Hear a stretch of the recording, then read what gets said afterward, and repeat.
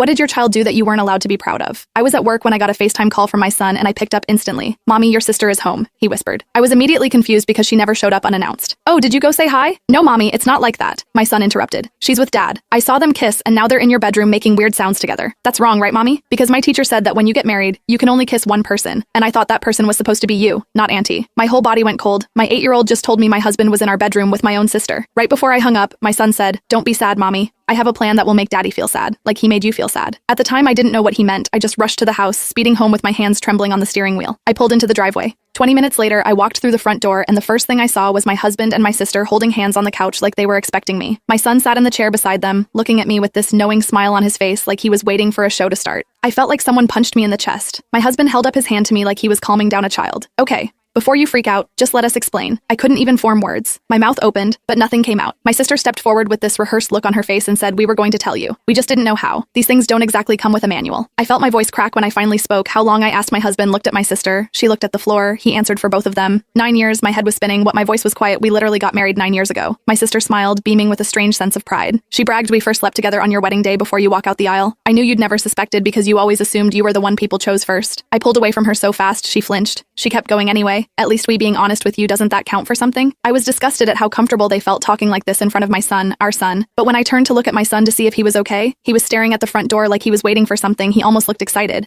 That's when I heard a knock at the door. My son smiled and said, "I told you I was planning something, Mommy." He then jumped up from the couch and swung the door open. I looked at my exclusion and his new GF to see if they knew what was going on, but they both looked equally as confused as each other when the door was fully open and I saw who was behind it. My jaw hit the floor. Standing on my porch was my entire extended family, and beside them was my ex-husband's and Anne's entire extended family. At least 25 people were now staring into my living room, seeing my husband and sister sitting together holding hands. The silence was deafening. I looked at my son, complete shock, and he just stood there beaming. I invited them all here to expose Daddy and Auntie. They can't lie to anyone anymore. I stared at him, wondering what I did to raise a kid like this. My husband tried to stand up to explain himself, but his own mother held up her hand and he sat right back down, and just when I thought my son's antics were over, my sister clutched her stomach and sprinted towards the bathroom. I looked at my son, and he whispered again, "I put the me that helps you poop in her food." My son had put laxatives in my sister's food. I didn't know whether to laugh or cry, he continued. "It's like you always say, Mommy. Sometimes you gotta clean the bad stuff out from the inside." Long story short, I got a fat divorce payout and now me and my son live in a penthouse together.